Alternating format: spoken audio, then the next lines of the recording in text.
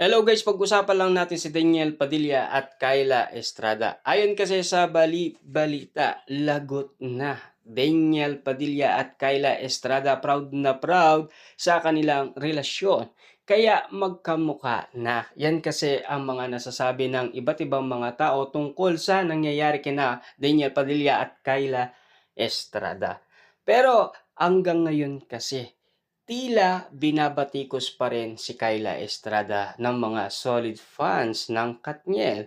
Pero at least matibay si Kyla Estrada at lalong-lalo na pinatunayan niya na magaling talaga siya. Kita niyo naman, nakakuha siya ng award, 'di ba? Talagang kakaiba ang mga bagay na nakikita natin kay Kyla Estrada. At lalong-lalo na noong sila ay nagsama ni Daniel Padilla sa Incognito. Tila naging matibay ang kanilang pagsasama, 'di ba? At lalong-lalo na mas tumitibay pa at mas nakikilala pa nila ang isa't isa at lalong-lalo na in love na daw sila sa isa't isa ayon sa mga bali-balita kasi nakikita na nagbo-boom na ang kanilang relasyon. Lalo na kasi nagbo-blooming na daw ang dalawa dahil sa nakikita at napapansin nila. Pero ito yung pinaka napapag-usapan, yung lagi silang magkadikit na parang linta sila sa isa't isa.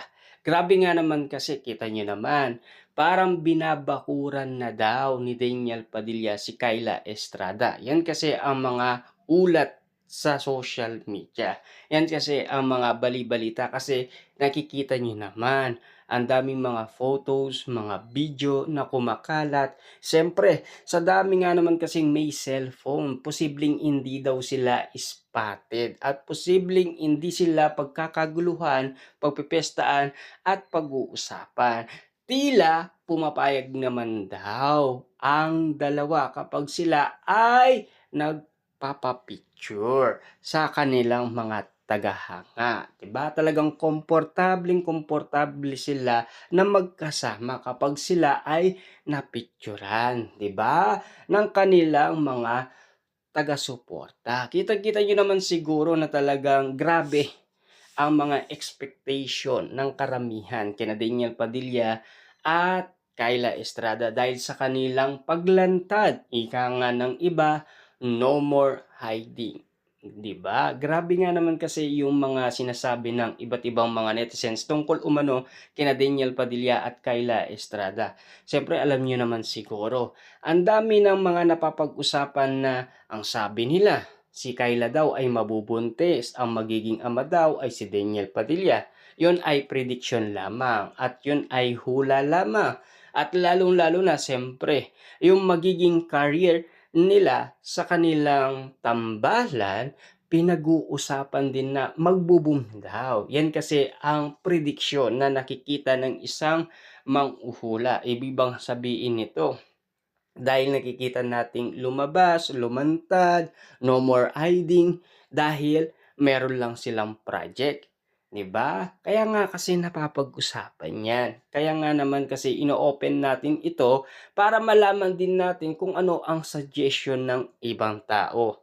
Lalong-lalo na sa nakikita nila, nakaabang-abang kina Daniel Padilla at Kyla Estrada at lalong-lalo na pinag-uusapan ang din, 'di ba? Dahil merong pinapagawang bahay si Alden Richard, lalong-lalo na sabik na itong makalipat sa bagong bahay niya. At ang tanong ng Katden fans, kung magpapa-house blessing ba si Alden Richard, nandoon ba si Catherine Bernardo? Na alam niyo naman siguro, noon ay in-invite ni Catherine Bernardo si Alden Richard sa house blessing nito sa Casa Bernardo, 'di ba? Kitang-kita niyo naman siguro lahat ng mga pangyayari. Pero may mga issue nga naman kasing na tila kumakalat hanggang ngayon sa social media patungkol kay Mayor Mart Alcala at Catherine Bernardo.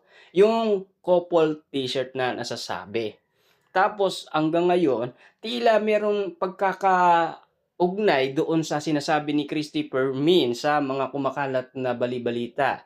Siyempre si Mayor Mart Alcala daw sinasamaan si Catherine Bernardo na mag-grocery at lalong-lalo na ang sinasabi, nagsha-shopping pa daw. 'Di ba? Kung nagsha-shopping sina Daniel Padilla at Kyla Estrada, siyempre nagsha-shopping din daw sina Mayor Mart Alcala at Catherine Bernardo nang dahil sa nakitang couple t-shirt. Pero hanggang ngayon napapag-usapan pa rin ang simbolo ng sunflower. Laging nakadikit nga naman kasi sa katawan ni Daniel Padilla na hindi niya pa pinabura kahit na iwalay na sila ni Catherine Bernardo. Tila hanggang ngayon kasi nakikita pa ang sunflower kapag si Catherine Bernardo at ang kanyang pamilya ay spotted nga naman, 'di ba? Kaya nga naman napapag-usapan pa rin sina Daniel Padilla at Catherine Bernardo. Hindi na maaalis yan kay Catherine Bernardo ang pangalan Daniel Padilla. Lalong-lalo na kay Daniel Padilla, hindi na maaalis si Catherine Bernardo. Lagi na silang magkadikit umano. Dahil yan ang mga isyung napapag-usapan sa social media. 'Di ba? Kahit na anong gawin natin, kung sakasakali man hindi umamin sina Daniel Padilla at Kyla Estrada, kung magkaka-project man sila at kung sakali man matatapos hanggang dun lang. Siyempre alam niyo na, 'di ba, kung sakasakali man.